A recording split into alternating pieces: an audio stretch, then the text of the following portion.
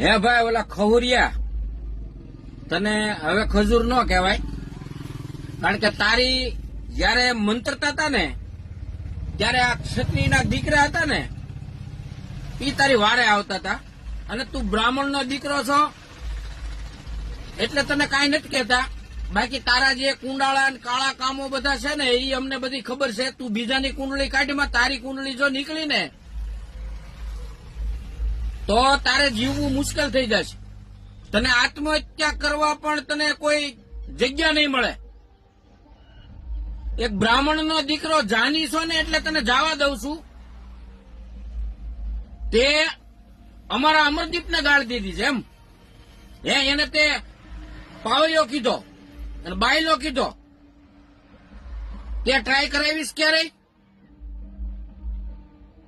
તે ક્યારેય ટ્રાય કરાવી છે? આ લોકશાહી છે, લોકશાહીની ઢબે ક્ષત્રિયો જીવે છે અને જીવવા દો. બાકી અમને કોઈ સંવિધાન, બંધારણ જયારે સ્વાભિમાન ઉપર આવે ને ત્યારે કઈ નડતું નથી. અમને બાબા સાહેબ આંબેડકરે છૂટ આપેલી છે. એટલે તમે યાદ રાખજો, કોઈ પણ કાયદા કાનૂન અમને નડશે નહીં. જયારે અમારી નાભીની અંદરથી છાત્રત્વ જાગી ગયું અને લોકશાહીને એક બાજુ મૂકી દીધી અને છાત્રવટને અમે ખંભે નાખીને નીકળી પડશું ને તેથી તમારા જે કઈ કાંડો હશે કે જે કઈ જીવન જીવવાના રસ્તા હશે ને એ બધા બંધ થઈ જાય. બોર્ડર લાગી જશે, બોર્ડર.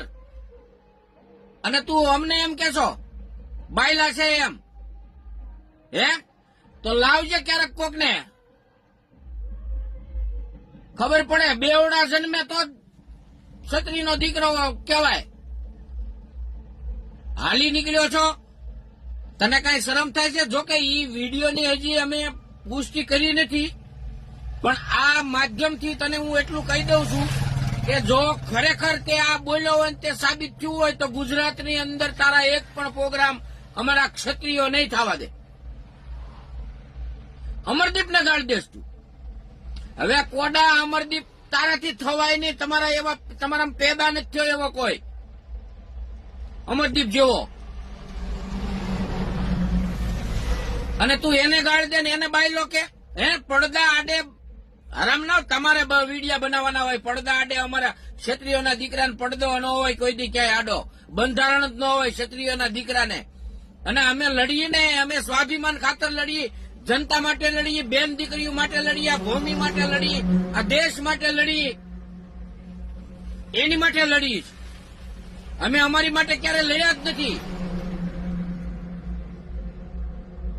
અને બીજી એક વાત, આ લોકશાહીની ઢબે અમે અમારી મર્યાદા હજી એમને કાબુમાં રાખેલી છે. જ્યારે હોય ત્યારે કોઈ પણ સમાજમાંથી તમારી જેવા આવા પેદા થાય અને હળી કરી જાય એટલે તમને એમ છે કે આ બધા નમાલા છે એમ. બિલકુલ એવું ન માનતો.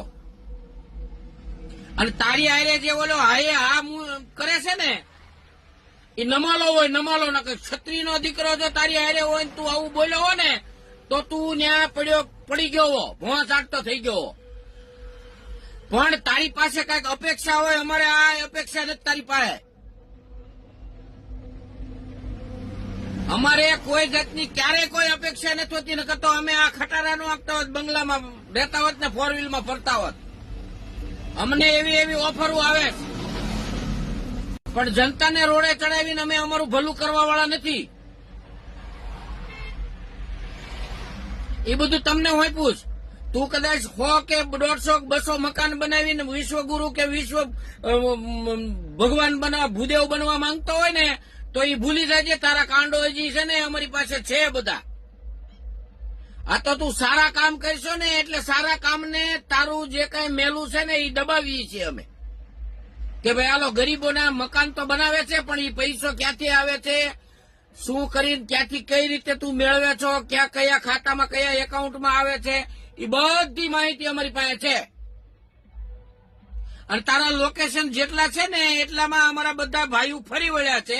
પણ તારું હાલ કોઈ લોકેશન મળતું નથી ને દીકરા, એટલે તું બચી ગયો છો.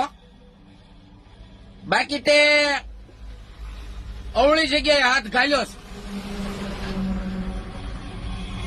દેવદેરા મૂકી હનુમાનની હડીએ ચડ્યો છો બેટા તું. હજી તને બેટા કહું છું ત્યાં સુધી સારું છે. 24 કલાકની અલ્ટિમેટમ છે તને. 24 કલાકમાં જે કઈ પણ હોય એ ખુલાસા કરી લેજે. ખટારો જાય માય, જીવન જાય માય,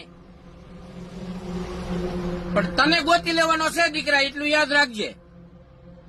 અમે કા સોરે બેહી અને કા ડેલીએ બેહી. ડેલીએ નો બેહાડે ને તો ડેલીને એમ ડોફે મારે જવા દે, સોરે જઈને બેહી. અને અમે ગરાસિયાના દીકરા છીએ, નીતિમત્તાથી જીવીએ છીએ, સ્વાભિમાનથી જીવીએ છીએ અને ગર્વથી જીવીએ છીએ. અને અમે બધું આપીને પછી અમે જીવીએ છીએ. તમારી ઘોડે આમ કરીને નથી ભેગું કર્યું અમે, અને આમ કરવાનું નથી થતું. અમારે કઈ ટિકિટો નથી જોતી. સરકાર કોઈ પણ હોય, જો ખરેખર તમે હર્ષભાઈ સંઘવી ગુંડા તત્વોને ડામવા માંગતા હોય તો આવા હરામીને પણ સબક શીખવાડવો, એટલી મારી તમને વિનંતી છે. ગૃહમંત્રી શ્રી અને ઉપમુખ્યમંત્રી શ્રી હર્ષભાઈ સંઘવી, આ હરામીઓ પૈસાના જોરે એવું કહેતા હોય કે ખિસ્સામાં પૈસા લઈને હારે લઈને ફરવું છે, આની આમ કરી નાખવું તેમ. આ ન થાય. તારો પૈસો પડ્યો રે અને સ્વાભિમાનની જીત થાય. પણ અમે ક્ષાત્રત્વને લોકશાહીના ઢબે લઈને હાલીએ છીએ ને, એટલે મારા વાલા તને કઈ નથી કહેતા. બાકી તારા 1 કલાક થાય મૂળિયા ઉખેડી નાખતા. કેટલા? 1 જ કલાક થાય. અમે કઈ ભૂલી નથી ગયા કે મૂકી નથી દીધા. અમારી પાસે બધું છે જ તે, પણ લોકશાહીનું સન્માન કરીએ છીએ. અમારા બાપ દાદાએ જે આ અખંડ ભારતની સ્થાપના કરી છે ને, એને લાંછન ન લાગે ને, એટલા માટે મૂંગી ઠોકી મનમાં જાણી અને અમે જીવે જઈએ છીએ. તો જીવવા